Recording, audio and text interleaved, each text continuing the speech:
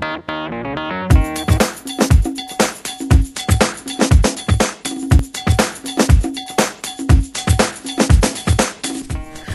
Margo DeGange here again with MargoDeGange.com, and I'm celebrating the launch of Women of Splendor in May 2012, May 25th, 2012, my 50th birthday. And as sort of a get ready for Women of Splendor, I want to talk to you about how to get out there with your splendor, how to discover your splendor, and how to get out there with your brilliance in a big way so we can all together heal the world.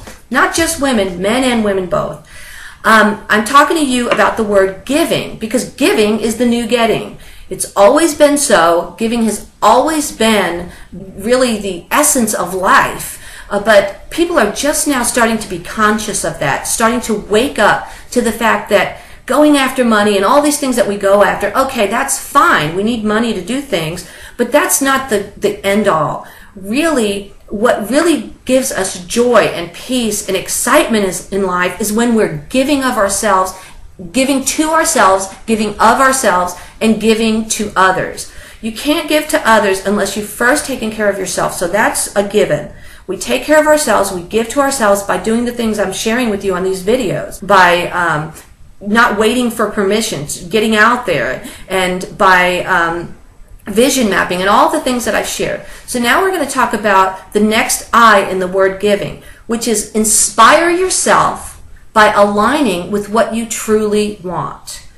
And aligning with your true self is really pretty easy, but it takes consistency, and it takes work, and it takes awareness. And so what I really want to talk to you now is about the words and thoughts that come through your mind and out your mouth.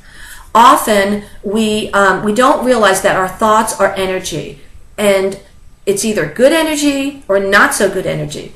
And the tricky part is that all thoughts drive action, whether we want them to or not. The thoughts we think and the thoughts that turn into words and come out of our mouths that we say to ourselves and one another in business settings, in life scenarios, with our family, all of those thoughts and words actually drive the actions we take. If we speak negatively, we have no energy. We're lackluster. If we speak positively, and not just positively, not just positive speaking, but if we speak positively with good beliefs, right beliefs about ourselves and about others, and with emotion, with positive emotion, then we will drive behavior that is powerful and that will heal the world. So I want to talk to you about some of the desires that you may have. A lot of times we're riddled with fear. We fear that we're not going to make enough money in our business and we'll have to close our business. We don't share that with others, but a lot of times that's a fear that's driving us. We fear that we're not good enough. We fear that all of the other colleagues in our industry are better than us, or they have more to offer than us. We would never say that, but we fear it. Within that fear, though, and this is the good part, our fears can teach us. Within that fear is actually a desire.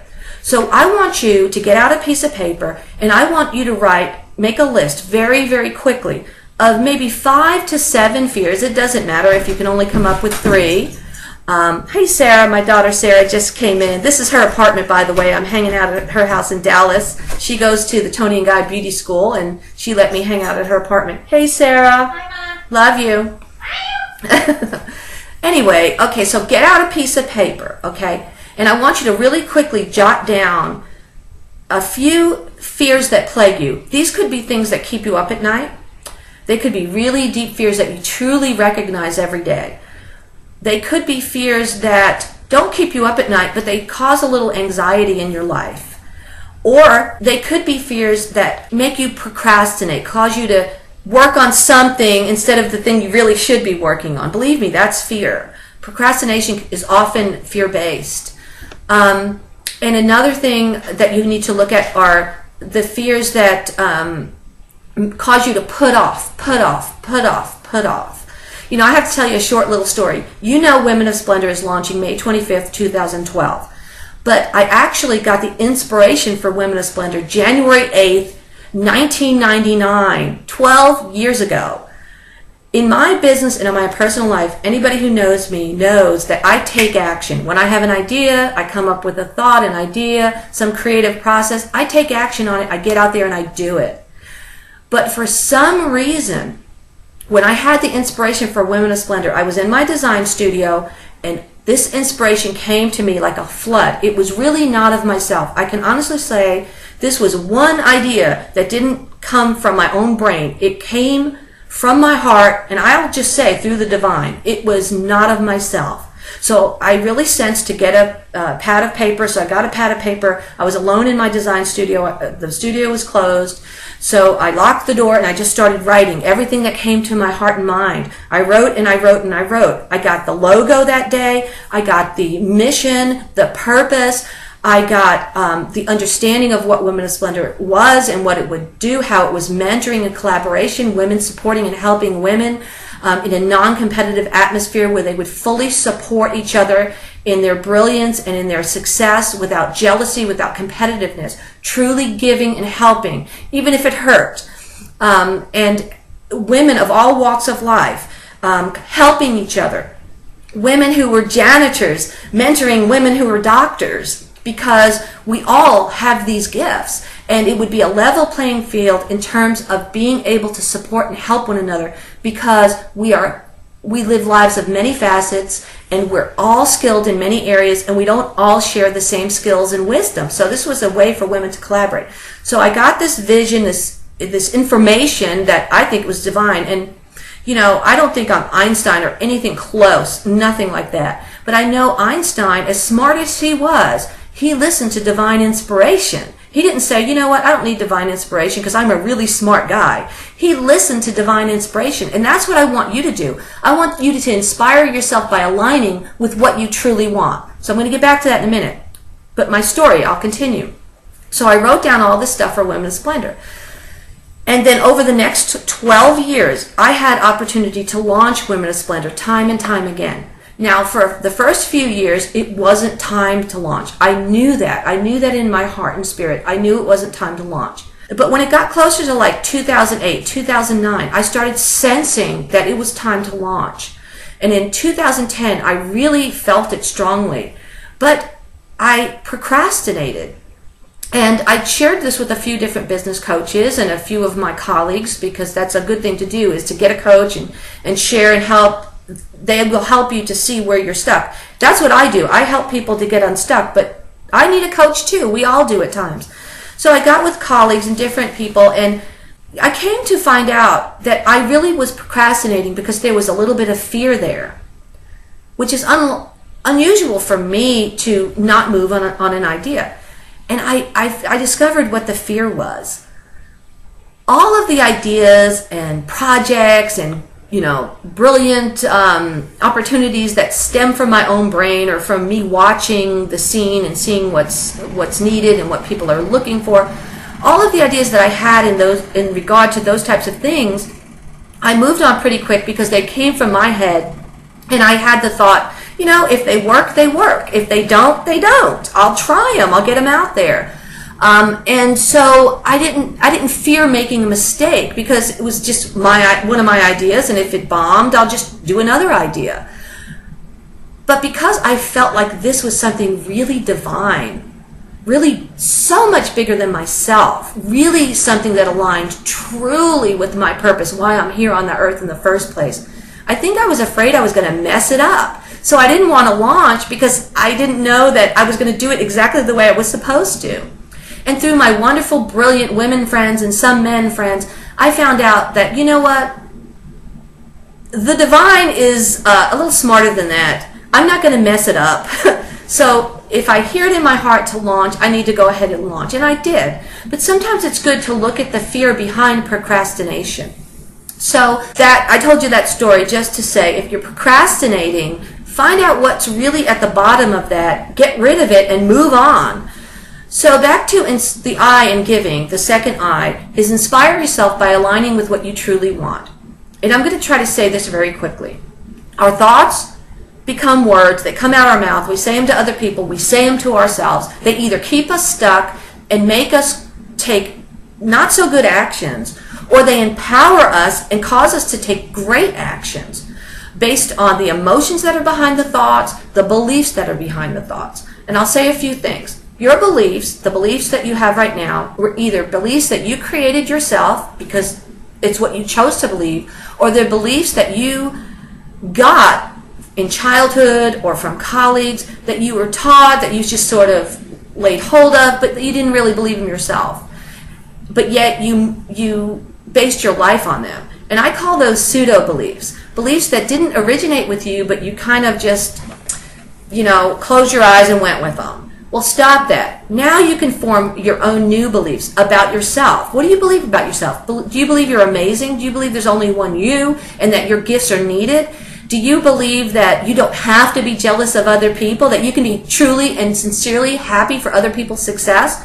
Good. Start focusing on these new beliefs. Now back to your fears. List your fears out, 3 or 5 or 7, however many you want. And one at a time, look at each fear. Within each fear is a desire. There's a desire there. So back to the fear, I'm afraid I'm not going to have enough money to stay in business. I'll have to close my business and, oh, the dreaded get a job.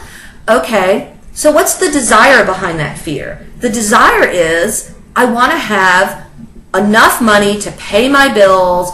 I don't want to have to struggle in my business. I want my business to support a great life without struggle. Okay, so that's the desire. We pinpointed the desire. But did you hear that in that desire there's still some negativity? Yeah, I want to have a great life, but I don't want to struggle in my business. That's a good thought, but it's still negative because you're saying, I don't want to struggle, and you're still focusing on the struggle. So in the first column, write out your fears. In the second column, take each one of the fears one at a time and find the hidden desire in that fear. Don't worry if it's coming out somewhat negative. That's fine. You almost want it to because you want to learn from it. And now you're going to create a new column, a third column, where you're going to reframe the desire into the complete and utter positive. So now, instead of saying, I want to have enough money, make enough money in my business so I don't have to struggle, so I don't have to close my business, and so I can support my life, you'll now say, you'll reframe it and say, I have a thriving and successful business that provides all the money I need to fully enjoy my desires lifestyle. Totally positive, and it empowers your actions. And it's based on new beliefs, and it's based on good emotion. You want to put some emotion behind it. And so that's what I want you to do. I want you to list your fears, the fears that come to your mind right away. Make a column, what's the hidden desire there? And it can be sort of still a little bit in the negative. That's fine, because you just want to get to the root of the desire. And then reframe it totally in the positive. And this is going to empower you like nothing else. Now, if you don't feel comfortable saying when you reframe it in the total positive, that third column, if you don't feel comfortable saying, I have a thriving and profitable business that fully supports my lifestyle and gives me all the money I need to help my family, help myself, and help others in amazing ways. If you don't feel comfortable saying that because you don't yet see it, I'll say 2 things. One, you don't have to see it because it already exists. Once you reframe it, it exists in the spirit. You just have to now walk it out. But if you don't feel comfortable saying it that way, you feel like maybe that's not completely truthful, which it is truthful, but if you're not comfortable with that, then you can say, I am currently creating a thriving and profitable business, because that is true, and frame it that way. So the second I in giving is inspire yourself by aligning with what you truly want. List your fears, reframe or find the hidden desire within that fear, and then reframe it in the complete and total positive. And that's how you align with what you truly want. So in the next video, I'm going to talk to you about the next letter in the word giving. Don't forget, Women of Splendor launches May 25th, 2012 on my 50th birthday. I hope you'll join us for the great celebration that we're going to have. We're going to get everybody on the phone and really blast some splendor and help you to discover your brilliance and connect with other women in amazing ways to really put your life on the map and bring your gifts to the world. So we'll see you real soon. Be looking for the next video.